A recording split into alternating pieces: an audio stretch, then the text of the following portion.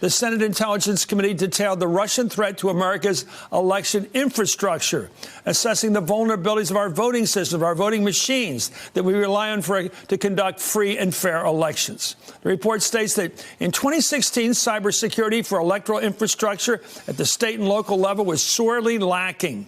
Aging voting equipment, particularly voting machines that had no paper record of votes, were vulnerable to exploitation by a committed adversary.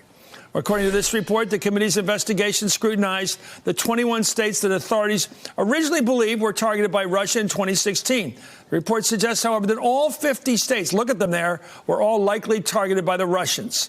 And while no evidence suggests that any votes were changed this time, the report ominously says that Russia may have been probing vulnerabilities in voting systems to exploit later. In other words, they've been casing, like people walking out of the street looking for the people with the windows open or the car doors open. And this comes after Senate Republicans blocked 2 election security bills last night following Mueller's testimony, including legislation intended to provide cyber assistance to senators themselves to prevent them from being hacked.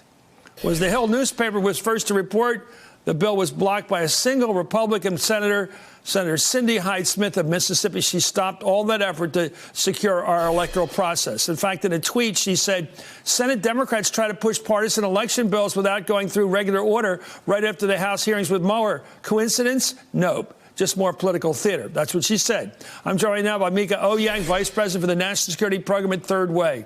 Evan McMullen, formerly with the CIA, and Michael Beschloss, NBC News, his presidential historian. Thank you all. It's a great panel. We're getting ready, I must say, for Jerry Nadler to come here. But I want to start with this is big stuff. Has nothing to do with partisan politics, it seems to be. But yet it seems to do that. Why don't we check out all our systems like the Russians, but make sure they can't get hacked into, so we will get honest counts from all 50 states next year?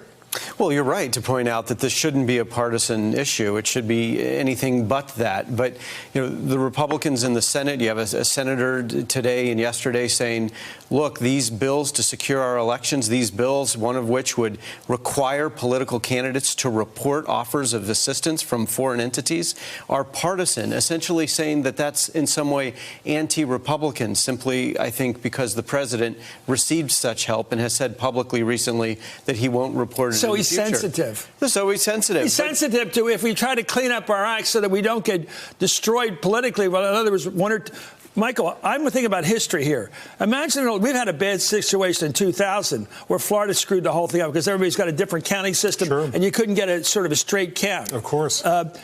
Suppose the Russians make sure that one of the states doesn't have an honest count. And then Trump says, oh, it wasn't 270, I'm still here. Absolutely. What happens then? Or he says it was a rigged election, and I'm not leaving, or he thinks at this point, or people on his behalf, that this election will be carried for him by the Russians or some other friendly government, which is not terribly sharp because there are a lot of governments that do not wish him well and who could get involved in this system. And it goes something back to the beginning of American history. You and I have talked about this.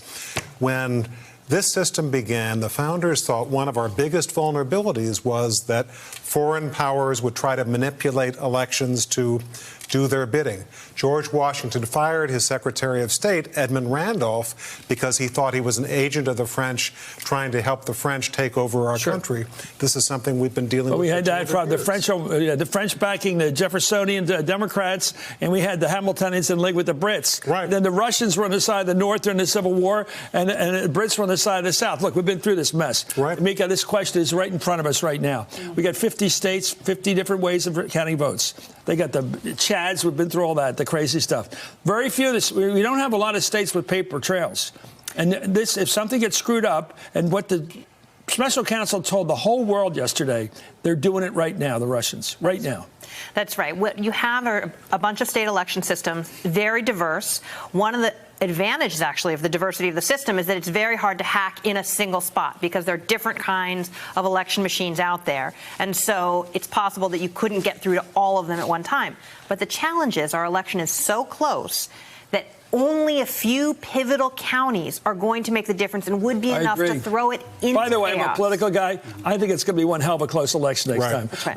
I think Trump will make a comeback at the end because incumbents always make comebacks at the end, no matter how bad they are. Right. But And with calls for recounts and Yeah. you know, But to Michael's point about it being short-sighted, the president will never be seen as the legitimate president of the United States in his re-election if he doesn't do something to Who's secure going to this tell him election that? system. Who dares tell him that? Well, who dares tell Trump?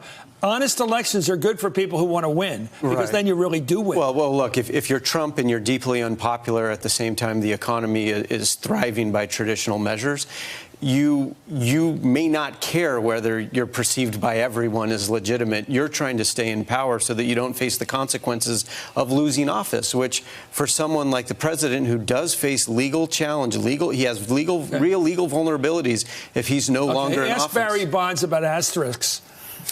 Who Right. wants to have an asterisk next to No, their he name? doesn't Didn't want to, really win. but he's facing Okay. a larger challenge, which is if he's out of office, he can't protect himself from the legal vulnerabilities. Okay, as Evan mentioned. Hey there, I'm Chris Hayes from MSNBC. Thanks for watching MSNBC on YouTube. If you want to keep up to date with the videos we're putting out, you can click subscribe just below me or click over on this list to see lots of other great videos.